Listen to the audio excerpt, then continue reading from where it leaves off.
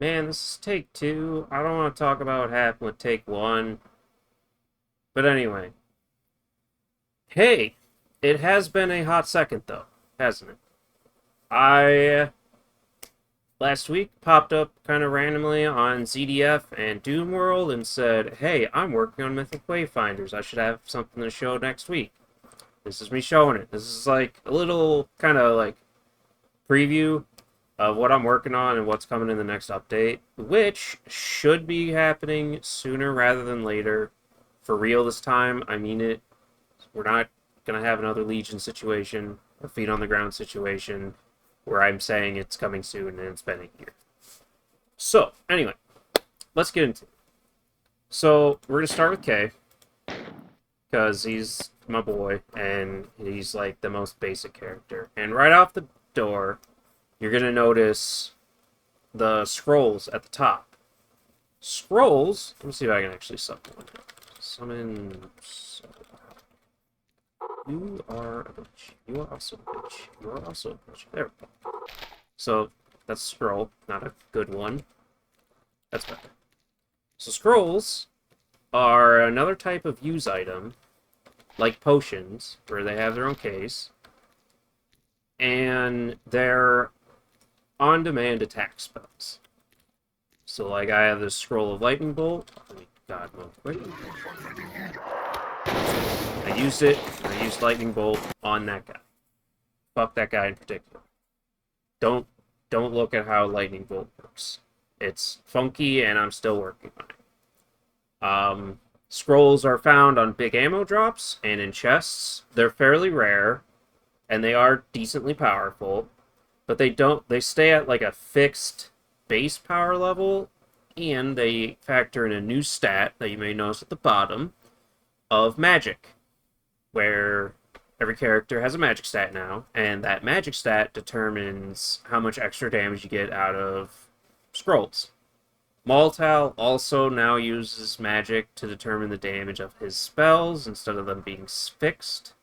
And there is a fourth character in the works who is a wizard, and the magic stat is very important for her to determine her stuff, but I'm not going to really do anything more than just mention her because she's not going to be in the next update. She has been a big bottleneck hurdle, and so I'm just pushing her back in favor of like actually having something to show. Anyway, another on to like actual new features, and I'm kind of really excited about this stuff because I've been working on like kind of adding a lot more dynamic to the combat instead of it just being spam your bow, and if someone gets too close, kind of play footsies. So, you may notice that I have a block counter on the left. And that's because blocking is now blocking is now a generic action instead of it being Durzan exclusive. Additionally, you may notice it said I parried. And yes, there is a parry window. The parries will stun whatever is in range, and they will take a small amount of additional damage. Like, see there, I did 21 instead of 20. It is percentage based, so obviously the more damage you do, the more bonus damage you'll get. And there's a perfect parry, where if you land one of those and stun the enemy with it, it'll say they're staggered, and it'll do much more bonus damage. And, on the subject of bonus damage, every character also has a new attack option in power attacks. Just hold down the attack button, and you power attack. Power attacks speed, so the speed in which it charges up, you can see it at the bottom, scales off of your skill, and the bonus damage it does is a multiplier, and that multiplier scales with your strength. So higher strength means more damage, higher skill means faster power attacks. Blocking also scales. Every time you level up, you get additional block stance, which is that 22 damage under block. based on your endurance. So endurance determines both your hit points on level up and your block stance. This does make Durzan more of a defensive juggernaut, but that's kind of like his whole shtick. So to facilitate these changes, I've been... Okay, let me get away from the dick slapping of the zombies. I've been kind of redesigning all the characters from the ground up, and I chose Kay to show first because he's largely unchanged. Crane Trance, instead of at higher ranks adding a reflect to your attacking, it adds a reflect to a perfect parry, and it greatly widens the window for parrying and perfect parrying. Dragon Stance is completely unchanged, but with power attacks, you just kind of naturally get more out of it. But it is completely unchanged. And as like a final minor thing for K, you now hold the bow. So like you can actually just walk around with an arrow draw. It does not affect the damage at all. It doesn't engage with the power attacks at all. It's just purely a quality of life thing. So I can just kind of miss.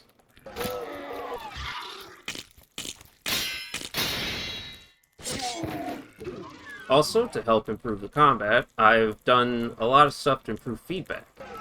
Maybe you've noticed, maybe you haven't, but you'll notice I swing like this when I'm hitting the air. And there's actually some hit stop now. There's also a minor camera shake and a little bit of a blink. And this is all still getting tweaked around, but you get the general idea. That combat in general should have a bit of a weightier feel to it, feel a lot more satisfying. And I've been working kind of hard to try and make it such.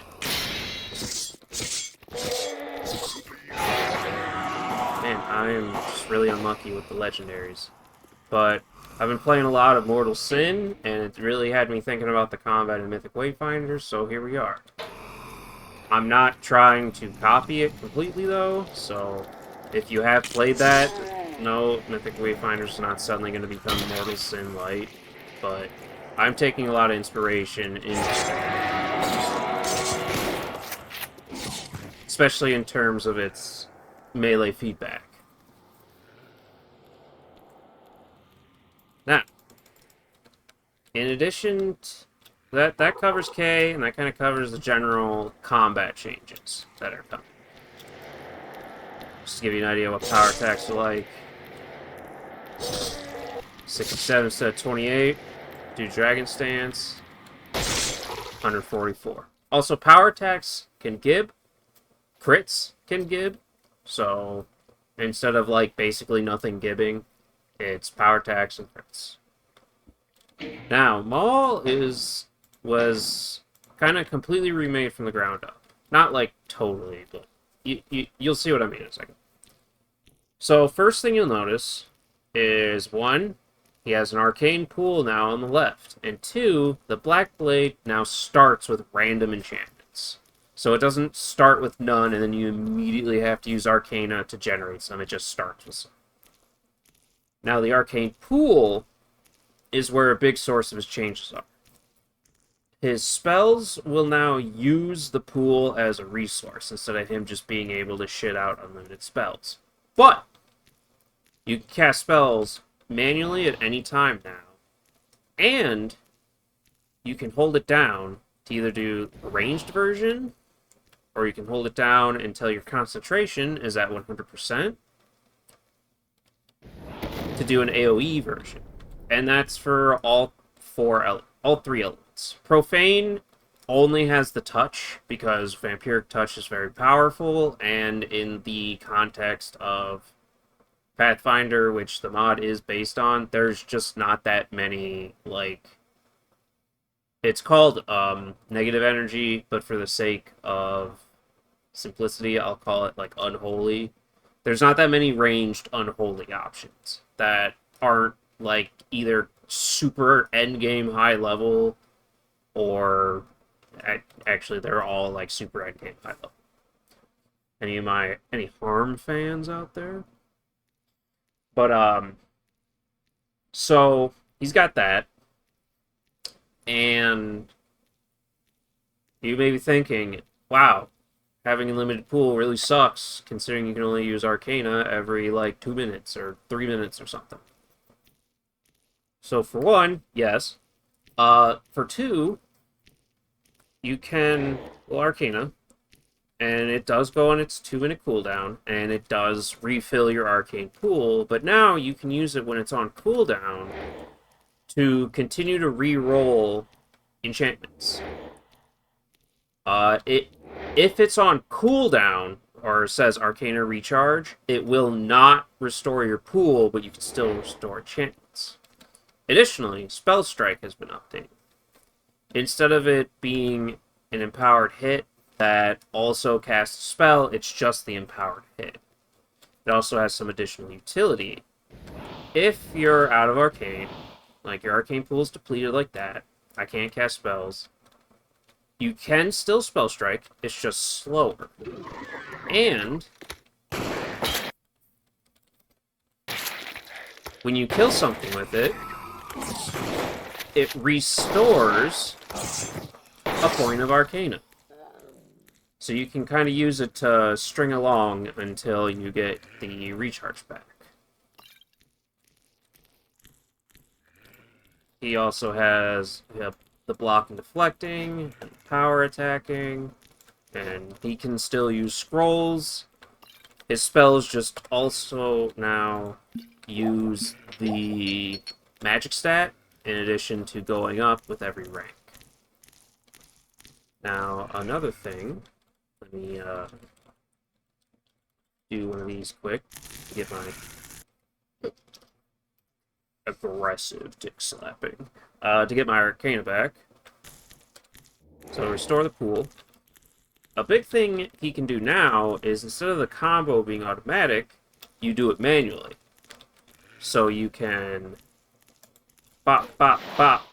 And you saw there that when I did that, my spell cast recovered faster, and my spell strike skipped the startup. So you do the combo manually yourself. It's to just dish out a whole lot of damage at the cost of 2 arcane points. So it has a heavy cost, high reward type deal. Which, I don't know if you noticed, but I'm kind of a big fan of that kind of thing. Now, you may also be wondering, hey, how are you leveling up when they're not dropping XP? And you're leveling up really fast. It's because we have some new options, too.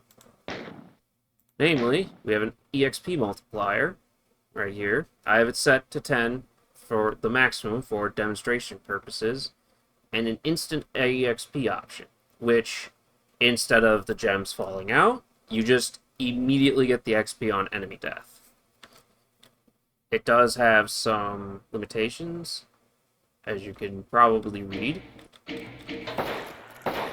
but you can see you still are seeing my XP is going up as I kill enemies. They're just not dropping anything.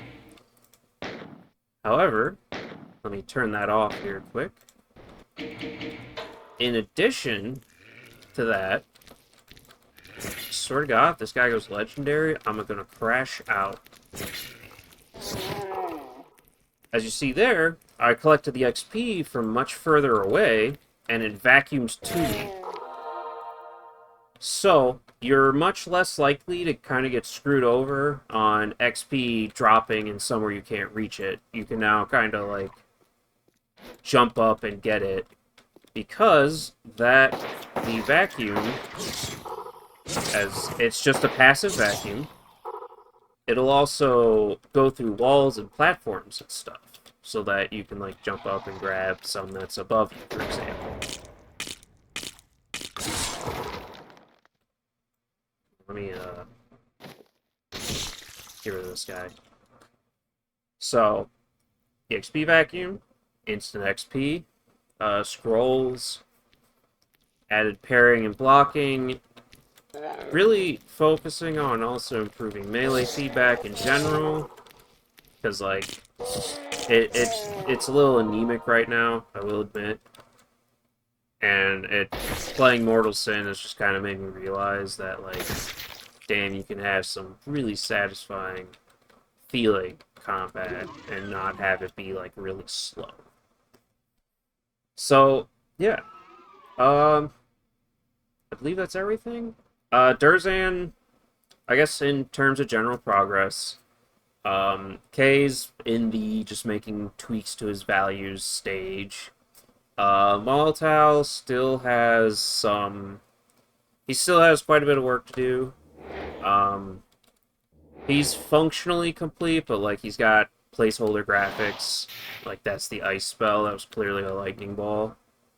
So he needs a graphics pass, but he's fully functional. And Durzan has not been touched other than copy pasting his block code to the base character class and then adding the deflect stuff. So he needs to be updated for stuff. And then you'll see in the menu, there's the wizard Amber. She's not going to be, again, she's not going to be in it. I'm pushing her back in favor of kind of refining the combat before adding in a character who basically completely ignores it. Scrolls are largely done. I am going to be cutting these three, the Cause Fear, Magic Weapon, and Fortify, because they're kind of redundant with the potions, and I'd rather have scrolls fill a different niche. And instead I will be adding mythic versions of the scrolls. That'll have extra powerful effects, but be extra rare. You should know how this works by now. I would hope so. So yeah, that's everything with Mythic Wayfinders right now. Should be coming sooner rather than later, and I really do mean it this time. So yeah, keep an eye out for it, and you know, I will see you later. Well, I won't see you, but like you'll see me.